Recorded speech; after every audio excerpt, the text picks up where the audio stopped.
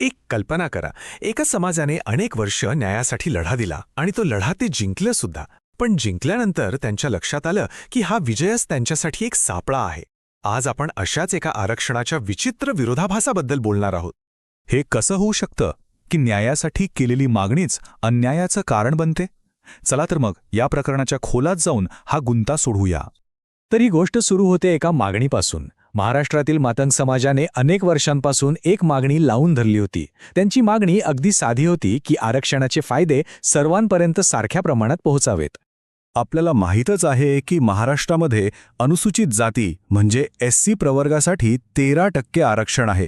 पण या 13%मध्ये 1-2 नाही तर तब्बल 59 वेगवेगळ्या जाती येतात आणि खरा खेळ इथूनच सुरू होतो. मग मातंग समाजाने काय मागणी केली? त्यांची मागणी खूप सोपी आणि सरळ होती. त्यांचं म्हणणं होतं की या 13% आरक्षणाचे अ, ब, क, ड असे 4 गट पाडा आणि मग ज्या गटाची जेवढी लोकसंख्या त्याला तेवढा वाटा द्या, जेणेकरून फायदा सगळ्यांना मिळेल, फक्त काही मोजक्या जातींना नाही. ऐकायला किती योग्य आणि न्यायाचं वाटतंय, नाही का?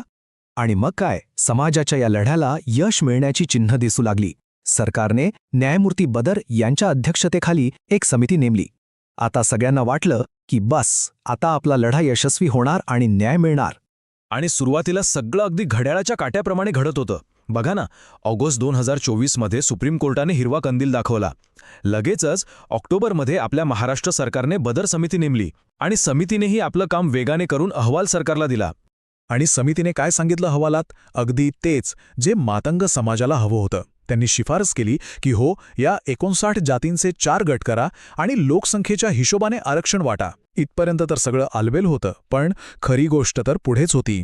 आणि इथेच या कहाणीत एक जबरदस्त ट्विस्ट येतो. बदर समितीने जो आधार घेतला होता आपल्या अहवालासाठी, म्हणजे जो डेटा, तोच डेटा वादाच्या भोवऱ्यात सापडला. कारण त्या डेटामध्ये असं काहीतरी होतं जे सगळ्यांसाठीच धक्कादायक होतं. हे समजून घेण्यासाठी आपल्याला थोडं मागे जावं लागेल. 1961च्या जनगणनेकडे पाहूया. तेव्हा महार समाजाची लोकसंख्या होती 33% आणि मातंग समाजाची होती 30%, म्हणजे जवळजवळ सारखीच. हा आकडा नीट लक्षात ठेवा हा.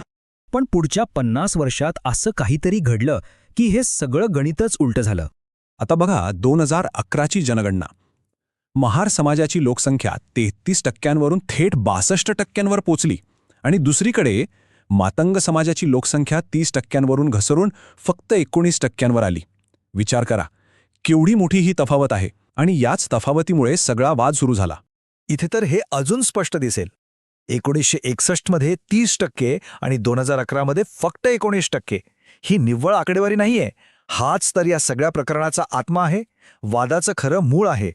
आणि म्हणूनच हा विरोधाभास तयार झाला. ज्या समाजाने इतकी वर्ष लढून ही मागणी केली होती, तोच मातंग समाज आता या अहवालाच्या विरोधात उभा आहे. त्यांचं स्पष्ट म्हणणं आहे, हा डेटा चुकीचा आहे आणि या चुकीच्या डेटावर जर आरक्षण वाटलं गेलं तर आमचा फायदा नाही, उलट मोठं नुकसान होईल. पण मग साहजिकच प्रश्न पडतो की असं झालं तरी कसं? एका समाजाची लोकसंख्या इतकी कमी कशी झाली आणि दुसऱ्याची इतकी वाढली कशी? यामागे नक्की काय कारणं असू शकतात? चला, तेच समजून घेऊया. यावर मातंग समाजाचे नेते काही प्रमुख कारणं सांगतात. पहिलं कारण, स्थलांतर. समाजातला खूप मोठा वर्ग ऊसतोडणीच्या कामासाठी गावोगावी फिरत असतो. मग जेव्हा जनगणनेची माणसे येतात तेव्हा हे घरी नसतातच, त्यामुळे यांची मोजणीच राहून जाते. दुसरं कारण म्हणजे उपजाती. समाजात मांग, मादगी अशा अनेक पोटजाती आहेत. लोकांनी जनगणनेत या पोटजातींची नोंद केली, पण त्या सगळ्या नोंदी मातंग या मुख्य नावाखाली एकत्रच आल्याच नाहीत. आणि तिसरं, एकंदरीतच सरकारी प्रक्रियांपासून थोडे दूर राहण्याची एक वृत्ती. या सगळ्यामुळे ही आकडेवारी चुकली असावी असं त्यांचं म्हणणं आहे. तर आता मूळ संघर्ष काय आहे तो अगदी स्पष्ट आहे. एका बाजूला आहे मातंग समाजाची मागणी की आम्हाला न्याय हवा असेल तर 1961च्या जनगणनेचा आधार घ्या, आणि दुसऱ्या बाजूला आहे बदर समितीचा अहवाल जो 2011च्या जनगणनेवर आधारित आहे आणि त्यानुसार समाजाचा वाटा कमी होतोय. मग आता सरकार काय करणार?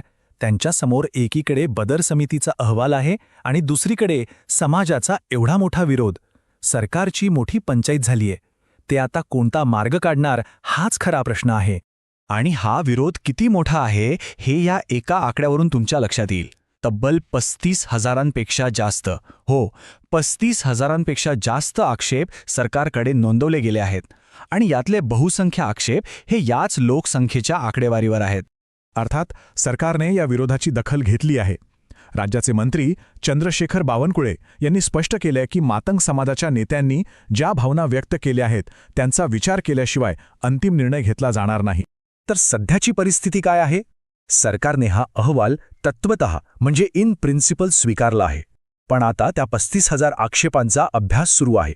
आणि सगळ्यात मोठी आणि महत्त्वाची गोष्ट, सरकारला कोर्टात हे सिद्ध करावं लागेल की त्यांनी वापरलेला डेटा 100% बरोबर आहे. कारण हा डेटा जर कोर्टात टिकला नाही तर सगळी प्रक्रियाच रद्द होऊ शकते. त्यामुळे आता अंतिम निर्णयाकडे सगळ्यांचं लक्ष लागून आहे. आणि शेवटी हाच एक मूलभूत प्रश्न उभा राहतो. आरक्षणाचा मूळ हेतू काय आहे? सामाजिक न्याय, बरोबर? पण जर न्याय देण्यासाठी जो आधार घेतला जातोय म्हणजे लोकसंख्येची आकडेवारी, तोच जर चुकीचा असेल, सदोष असेल, तर त्या पायावर न्यायाची इमारत उभी कशी राहणार? यावर विचार करायला हवा.